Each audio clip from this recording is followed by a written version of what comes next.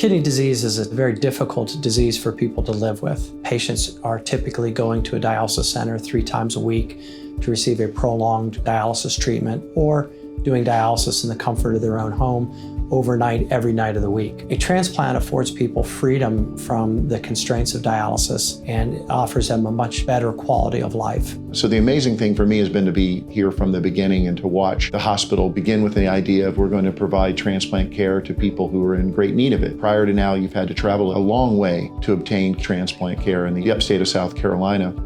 It's really the effort of hundreds of people that have gotten us to this point, and the vision of the leadership here at Prisma Health Greenville Memorial to have built this program and go through all those steps.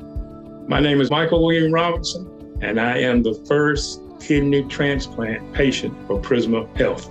I was a fireman for 28 years, and during the process of helping people, I never thought that I would have to turn around and get some help from somebody else. It was important to me so I could spend more time with my family, and it was also important to me to give me a better quality of life. You wake up in the morning now, you got something else to look forward to besides going to the clinic. My name is Rick Roach, retired from Greenville City Fire Department. I was there for almost 36 years. Approximately 2 years ago, I was seen by a nephrologist. He diagnosed with chronic kidney disease.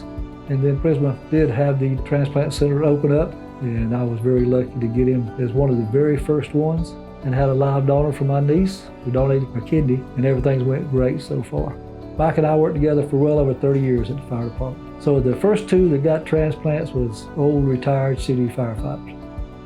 My name's Rayna Owens. I live in Lexington, South Carolina, and I decided to apply to be a kidney donor, and that's when the process started. And it takes a few months, but then on December 2nd is when we got the call that I actually could be a donor and that I was a match for my uncle, which was a double blessing there. The care at Prisma was wonderful, it was great. Everything that they said, they delivered. They treated me like a rock star. The people that's been in this process, all in this office, the doctors, the nurses, were awesome, and they act like they really enjoy their job. To have this in Greenville is just going to be tremendous for the entire upstate and for that area, because there's so many people in need, but yet this is going to meet that need. It's going to take off so many of the hardships and make things so much easier. And I think it's going to open doors for a lot of folks that may not have had the means or the opportunity to travel farther. Hopefully it's going to enable them to be able to get a transplant that they may not have been able to do had this program not started.